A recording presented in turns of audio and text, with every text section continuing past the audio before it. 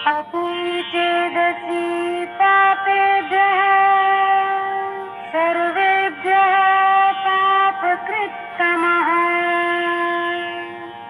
सर्वं ज्ञानप्लवेनैव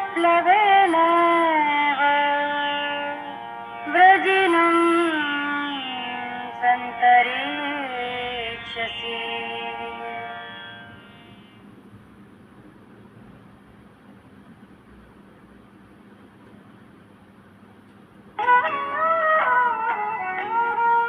तेरा कहीं यदि पापियों से घोर पापाचार हो, इस ज्ञान नैया से सहज में पाप सागर पार हो।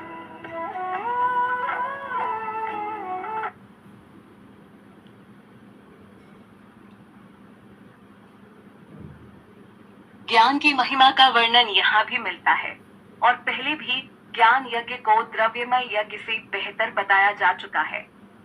इस श्लोक में भगवान कृष्ण अर्जुन को कहते हैं कि अगर तुम सभी पापियों में सर्वाधिक पापी भी हुए तो क्या, इस ज्ञान रूपी नौका में बैठकर संपूर्ण पाप सागर को पार कर सकते हो। यही ज्ञान की शक्ति है कि वो बुरे से बुरे व्यक्ति का भी भला कर सकती है। एक आम व्यक्ति जो अपनी अज्ञानता के कारण एक लंबे काल तक दुख भरा जीवन बिताता है और सोचता है कि अब यही दुख उसका अंत भी है, तो ऐसा नहीं है।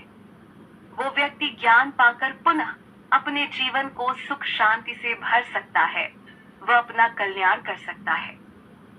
आत्मस्वरूप का ज्ञान केवल अच्छे व्यक्तियों के लिए ही नहीं दिया गया है, अपितु पापी व्यक्ति भी इसकी मदद से अपना भला कर सकता है और भगवान कृष्ण से जुड़ सकता है।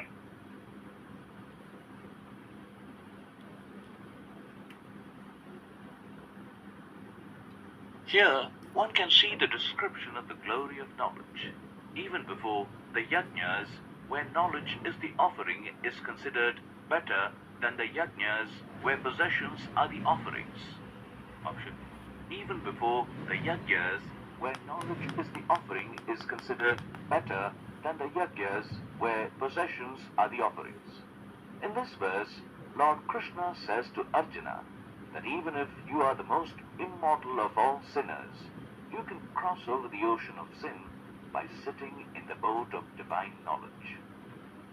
The power of knowledge can benefit even the worst of persons.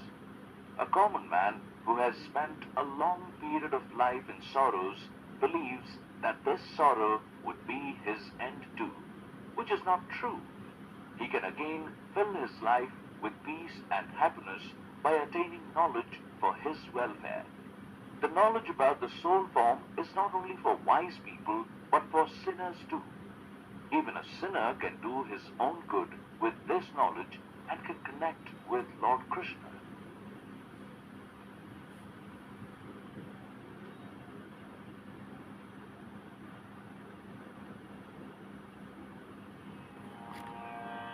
अपि चेदसि पापेभ्यः सर्वे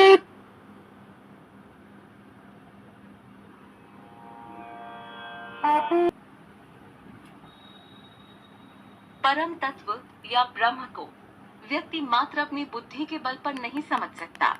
भगवान कृष्ण ने अध्याय की शुरुआत में बताया है कि कैसे उन्होंने योग विद्या का ज्ञान सबसे पहले सूर्य देव विवस्वान को दिया था। उसके बाद एक गुरु परंपरा के अंतर्गत ज्ञान को आगे तक पहुंचाया गया, लेकिन गुरु परंपरा टूटने के कारण श्री कृष्ण ने उस ज्ञान को पुनः अर्जुन के सामने प्रस्तुत किया। इस श्लोक के माध्यम से भी श्री कृष्ण अर्जुन को समझा रहे हैं कि वो इस परम तत्व को समझने के लिए एक तत्व ज्ञानी महापुरुष के पास जाएं, उनको नमन करें, सेवा भाव दिखाएं और विनती पूर्वक उनसे सवाल करें। तब वो तत्व ज्ञान का उपदेश देंगे और इस ज्ञान से ही आत्म साक्षात्कार का मार्ग मिल सकता है।